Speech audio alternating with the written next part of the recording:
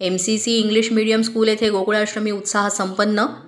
गोकुळाष्टमीनिमित्त ढाणकी येथील MCC English medium school इथं थाटामाटात आणि उत्साहात गोकुळाष्टमी साजरी करण्यात आली. यामध्ये विद्यार्थ्यांनी राधाकृष्णाच्या वेशभूषेत सहभाग नोंदवला आणि कार्यक्रमाची शोभा वाढवली.